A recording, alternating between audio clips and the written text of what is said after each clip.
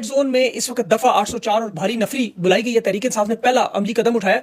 115 रहनुमा नजर आ रहे हैं। बड़ी तहरीक जिसमें इत्तेहादियों समेत हलचल मचाने की पूरी कोशिश है। अकठ इस्लामाबाद हाई कोर्ट के बाहर भी नजर आ रहा है। इमरान खान के जाती सिक्योरिटी स्टाफ ने, तहरीक इंसाफ के नौजवानों ने, मियां अबाद फारूक ने अल्टीमेटम भी दिया है। और आज इमरान खान का अडयाला जेल में एक तवील अरसे बाद तोशाखाना 2 उसकी समाअत थी, जो 26 मई तक अब मुलतवी किया गया। गवाहान के बयान आज रिकॉर्ड करने थे, जेल ट्रायल को वहीं से शुरू करना जहां से खत्म करना था। अडयाला जेल में एक दफा फिर पॉलीग्राफिक टेस्ट टीम भी 11 रुकनी टीम पहुंच गई लाहौर मुकदमात की तफ्तीश के लिए। और अभी थोड़ी देर बाद आर्मी चीफ को फील्ड मार्शल बनने की तकरीब और इसकी खुशी में मरियम नवाज साहबा ने सारी मसरूफियात भी आपको पता है मुलतवी की, शिरकत करेंगी लाजमी। और आज APS का एक सानहा भी, बच्चों की शहादतें और सिंध के हालात इंतहाई तशवीशनाक, सिंधो देश के नारे लग रहे हैं। वज़ीर दाखिला के महल पर अवाम ने हमला भी किया। सरप्राइज सिंध से आ गया जो पंजाब से उम्मीद थी, और फौजी काफिले तक रोके जा रहे हैं पुलिस चौकियों में। इंतहाई हालात ख़राब है वहाँ। और इस वक्त पाकिस्तानियों के ज़हन में यह है कि सब कुछ ताकत का मरकज़ होते हुए फील्ड मार्शल बनने की क्या ज़रूरत। सियासी जमातों ने जो 78 साल की तारीख दोहराई है, इसका क्या इंजाम होगा। नून लीग भी आखिरी कार्ड अवामी हमायत के बाद फौजी हमायत वाला फट गए। और अब इमरान खान साहब के मामला और सारे मामले की तफसील से मैं तज्जिए में बात करता हूँ। इंटरनेशनल एक खबर भी बहुत बड़ी, जो इसराइल ने ईरान पर हमले की तैयारियां मुकम्मल की हुई, ये बहुत बड़ी खबर है, इंटरनेशनली आ चुकी है। लेकिन सबसे पहले जो आज तहरीक इंसाफ अमली तहरीक की कोशिश कर रही है, इस्लामाबाद हाई कोर्ट के बाहर आज 115 रहनुमान के, अल्लामा नासिरबाज, महमूद अचकजई और मियां अबाद फारूक समेत, ये इमरान खान की ईद से पहले रिहाई का मुतालबा। और इसमें इमरान खान के जो जाती स्टाफ है उनकी तरफ से तहरीक इंसाफ की क़यादत को लिखा हुआ खत भी है कि हम ये मामला अपने हाथ में लेंगे। मियां अबाद फारूक ने जिस तरह पंजाब की क़यादत को, रहनुमाओं को गैरत दिलाने की कोशिश की, और तहरीक इंसाफ के रहनुमाओं के सामने आज मार्च की क़यादत, तहरीक का ऐलान, अवाम बार बार यही मुतालबा करती रही। और उसमें नौजवानों की बहुत बड़ी तादाद है। और पंजाब में अब मेरे ख्याल में अली हमजा के साथ मियां अबाद फारूक की लीड से मुज़ाहमत, एक नया सफर, एक नई तैयारी। और जो इस वक्त देखें नाइंसाफ़ी हो रही है, इमरान खान का जेल ट्रायल 26 मई तक बिला वजह मुलतवी, आज गवाहान के बयान करने थे। इसी तरह मखसूस नशिस्तों का भी मामला किस तरह हल किया जा रहा है, वो मैं आगे चल के बताता हूँ। इमरान खान के केसेस को डिले करने की कोशिश है। और ये एस्टेब्लिशमेंट के जो पैगाम रसान मुन्ने भाई के जरिए पैगाम भिजवा रहे हैं कि नाक की लकीरें ना निकलवाएं, माफ़ नहीं करेंगे। वैसे इन्हें चाहिए अडयाला जेल में अगर मरियम नवाज साहबा को भेजे तो शायद मामला हल हो सकते हैं। वो मुज़ाकरात की मास्टर है, नाक की लकीरें भी शायद ना निकलवानी पड़े। जो सर्कस इस वक्त लगी हुई है, देखे अवामी हमायत और मकबूलियत के नारे भी लगाए जा रहे हैं। ताकत का ये जो खेल है, लोग सोचते हैं कि इसका इख्तिताम कैसे होगा। ये जो दायरों का सफर चल रहा है, बिल्कुल एक एक लफ्ज तारीख से उसी तरह उठाया जा। आज आर्मी चीफ को जिस तरह फील्ड मार्शल के बैच लगाए जाएंगे, और इससे पहले देखे जो आखिरी फील्ड मार्शल थे उनके दौर में हमने एक सबक सीखा कि मुल्क 2 टुकड़ों में टूट गया। लेकिन तारीख से हमने एक ही सबक सीखा, हमने कुछ सीखना नहीं। ये अब फील्ड मार्शल वाला मामला भी खुलता जा रहा है कि नून लीग ने अपने कफन पर आखिरी कील ठोकी है। मैं दलाइल और सबूत से आपको बताता हूँ, क्योंकि अवामी ताकत तो ये जमातें खो चुकी थी, इनके पास ये आखिरी कार्ड्स मौजूद थे, ये इनके हाथ से निकल चुके हैं। पीपल्स पार्टी का भी यही हाल, इन्होंने हकीकत में अपने हाथ पाँव काट के तेल लगा के मतलब सर पे वो सामने रख दिया है। अब चूंकि ये चीज़ें सामने आ रही हैं, फैसल वाडा के कुछ बयान आता है, नजब सेठी के इंकशाफात है, और नून लीग के अंदर से प्रमोशन निकल गई। जिस तरह वो पनामा में राहील शरीफ को फील्ड मार्शल बनने की पेशकश करते रहे, यहाँ बिल्कुल वही मामला हुआ। फील्ड मार्शल के ओहदे पर इनकी तरफ से सियासी, आपको पता है, ये नवाज शरीफ की हदायत पर, एवन फील्ड मार्शल की हदायत पर नून लीग के नाजायज़ वज़ीर दिफा ख्वाजा आसिफ ने अपने वालिद ख्वाजा सफदर की तरह काम किया। एयर चीफ और आर्मी चीफ का जो उनको पता है रिटायरमेंट का मामला, सर्विस चीफ की मुद्दत मुलाजमत के तयन, ये कानून साजी पार्लियामेंट में उन्होंने की हुई है। बिल्कुल ख्वाजा आसिफ के वालिद ने ज़ियाउल्लाह की गैर जमहूरी हुकूमत को मार्शल की हिमायत में बिल्कुल ऐसे ही गैर जमाती इंतखाबात की हिमायत की थी कि पार्टी सिस्टम तो होना ही चाहिए पाकिस्तान। ये तफरकाबाजी पैदा करता है, गैर जमाती निज़ाम बनाए। ज़ियाउल्लाह की भी यही हिकमत अमली थी, सियासी जमातों को कमज़ोर करें, मार्शल लगा। उसमें भी ख्वाजा आसिफ के वालिद ने उसे मुल्की इस्तेहकाम के लिए ज़रूरी करार दिया। यहाँ भी नवाज शरीफ ने ख्वाजा आसिफ से वही काम लिया। हालांकि माजी में इसकी तकरीरें आपको याद होगी पार्लियामेंट में, लेकिन चूंकि मुनाफिकत के दर्जे होते हैं, ये उसमें आला दर्जों में फायज है, इन्हें इन चीज़ों से फर्क नहीं पड़ता।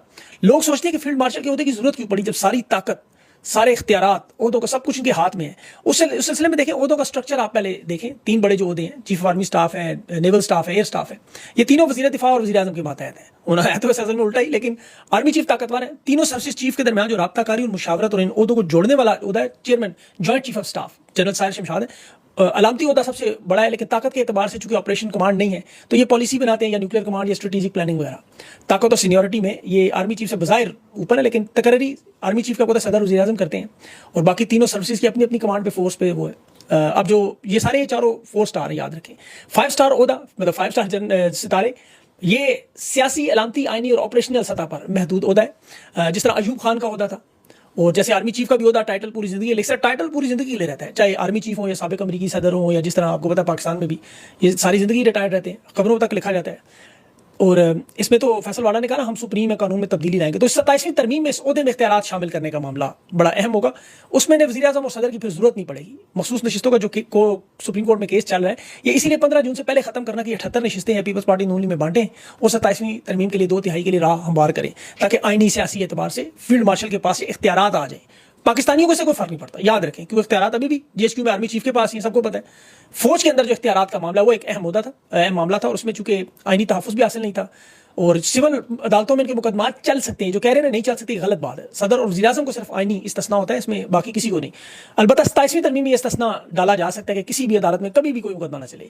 मैंने इमरान रियाज का बाकी लोगों को देखे हैं कि वो फील्ड मार्शल किसी अदालत में नहीं बुला रहे, ये बात दुरुस्त नहीं है। पाकिस्तान के आइन और कानून की मैंने काफ़ी स्टडी की, उससे बालातर नहीं है, लेकिन आपको पता है कानून और वो हालात आपके सामने ही है। अब चूंकि फील्ड मार्शल के अहदे पर आ चुके हैं, इसलिए पाकिस्तान में अयूब खान ही एक फील्ड मार्शल गुजरा है, इसलिए मुवाजना उसी दौर से किया जाएगा।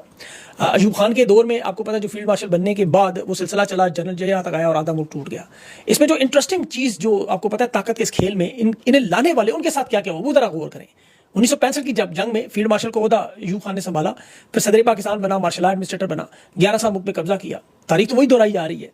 अब देखिए कि इस दौरान मार्शल और कब्जों में जो हुक्मरानी की बुनियाद रखी, ये सिकंदर मिर्जा जो पहला आईनी सदर था 1956 में जिसने आइन नाफिज किया और जिसे अयूब खान ने 1958 में आइन उससे मनसूख करवाया, असेंबलियां तोड़वाई, और अयूब खान के कहने पर सिकंदर मिर्जा ने अयूब खान को चीफ मार्शल एडमिनिस्ट्रेटर भी बनाया। सिर्फ 20 दिन गुजरे, 20 दिन, और अयूब खान ने सिकंदर मिर्जा को जबरी रुखसत पर इक़्तिदार भी छीना, खुद सदर भी बना, उसे मुल्क बदर किया, बरतानिया भेजा और सारी जिंदगी जलावतनी में गुजरी और हुकूमत पाकिस्तान ने उसे वापस दफनाने तक की इजाजत नहीं दी, वो ईरान में दफन हुआ। अब यही काम जुल्फ़िकार अली भुट्टो के साथ हुआ। अयूब खान के साथ वो 8 साल वजीर रहा, फिर अयूब खान के खिलाफ बगावत भी हुई, पीपल्स पार्टी की बुनियाद भी रखी। अयूब खान पर जो अवामी एहतजाज रैलियां और वो जो लोग कुत्ता कुत्ता तक कहते रहे उसको, वो जो दबाव बढ़ा वो जुल्फ़िकार अली भुट्टो का था। अयूब खान को इस्तीफा देकर जनरल यहिया को हुकूमत देनी पड़ी, जो बिला शर्त सदर बना और फिर मुल्क 2 टुकड़ों में हुआ।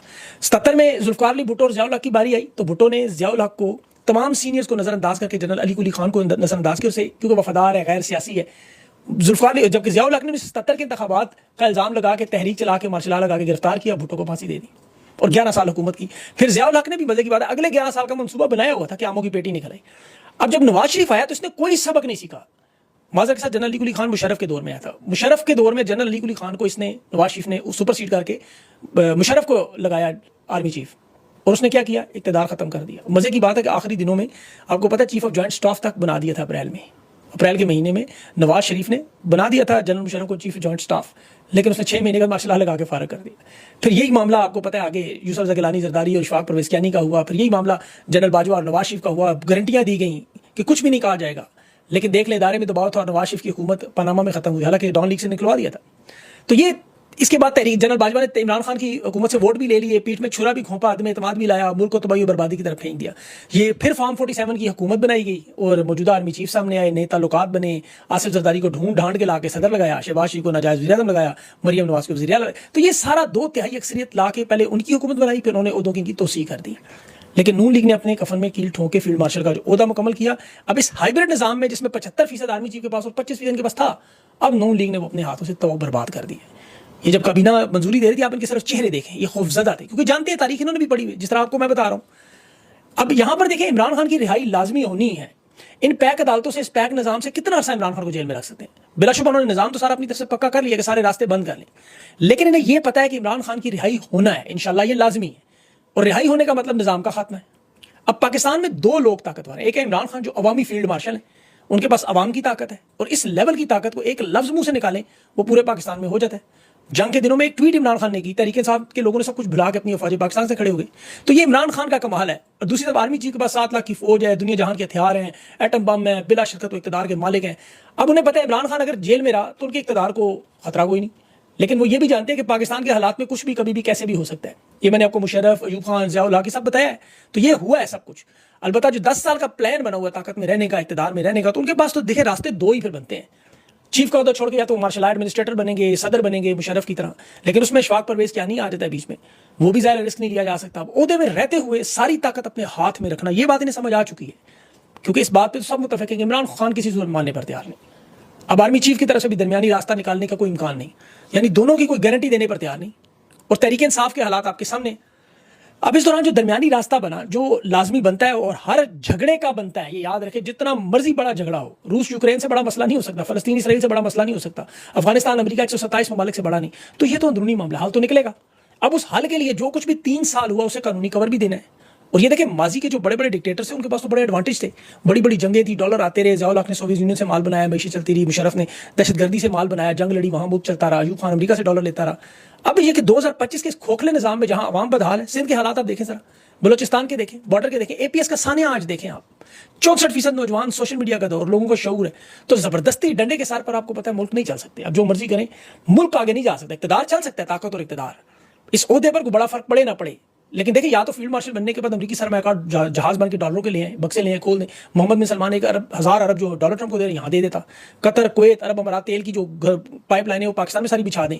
पाकिस्तान के स्टेट बैंक को सारी वस्ती एशियाई रियासतें मरकजी बैंक इसको मान लें, SIFC में अरबों खरबों की बरसात शुरू हो जाए, तो फिर तो हम कह सकते हैं। यहाँ तो उल्टा होगा, जो वो 6% गैस की कीमतों पर लगा रहे 890 अरब इकट्ठे करने के लिए। IMF पाकिस्तान को कर्ज अभी भी देने के लिए आपको पता है शराइत जो लगा रहा है, 50 शराइत हो चुकी हैं। मतलब मामला तो सबका वहीं का वहीं है। और ये सिर्फ पाकिस्तान में नहीं, जब मिस्र में अब्दुल फताह सीसी ने, जिस पर IMF ने हकीकी मानों में डॉलरों की बरसात की मैशत संभाले, करेंसी को मुस्तहकम करे, हुआ क्या? उसने महंगे और दिखावे के प्रोजेक्ट लगाए, एक नया दारुल हुकूमत बनाने की कोशिश, जिससे मरियम नवाज की नोटंकियां, फंड्स गलत इस्तेमाल हुए, गुरबत तालीम सेहत पे नहीं लगे, करप्शन हुई, फौजी कंट्रोल। मिस्र में भी मैशत का जो बड़ा हिस्सा है वह फौज के हाथ में है। तो इन कर्जों का फायदा आवाम को नहीं हुआ। IMF की जो शराइत इतनी सख्त थी कि अवामी मुश्किलात जो बढ़ती गई, बिजली, गैस, खुराक, सियासी अदम इस्तेहकाम और वो कर्जों के बोझ की वजह से डॉलरों की बरसात हुई, लेकिन पानी सारा ज़ाया हो गया, ना ज़मीन से राब हुई, ना फसल हुई और लुट गया सब। अब वो फील्ड मार्शल मजे की बात है, पाकिस्तान का दौरा भी कर रहे हैं जनरल अब्दुल फताह सीसी। ये इंटेलिजेंस का अफसर था अब्दुल फताह सीसी 2012 में, पहला जो मुंतखब सदर अवाम के वोटों से आने वाला मोहम्मद मुर्सी, जिसने इसे वज़ीर दिफा बनाया और बाद में आर्मी चीफ। इसने उस पर मजहबी आमरीत का इल्ज़ाम लगा के मुल्क में मुजाहरे करवाए, मुदाखलत की, फिर TV पे आकर उसे मौजूल करके गिरफ्तार कर लिया। जो निगरान हुकूमत उस वक्त बनाई थी, उसके सदर ने अब्दुल फताह सीसी को उस वक्त आर्मी चीफ में था और उसे फील्ड मार्शल का तरक्की भी दे दी। ये इलेक्शन भी लड़ा, फॉर्म 47 को भारी अक्सर 99% वोट भी ले गया। मुर्सी को मुकदमात में सजा हुई और एक अदालती समात में उसका इंतकाल हो गया। अब इस जनरल अब्दुल फताह सीसी को पाकिस्तान बुलाया जा रहा है। ये जरा गौर करें और सोचें इस बात पे। तहरीक इंसाफ को इसलिए अपनी तहरीक में जान मारनी होगी। आज देखिए पार्लियामेंटेरियन जो है वो अलकादिर केस में सजा मुअत्तली थी, वहाँ बड़े आराम से सजा मुअत्तली हो जानी थी, लेकिन उस पर इतना उन्होंने अदालत पे भी, अदालतों में तो ये हाल है कि वो मर्द को औरत भी बना सकते हैं, औरत को मर्द भी बना सकते हैं, उनसे तो जो मर्जी करवा लें।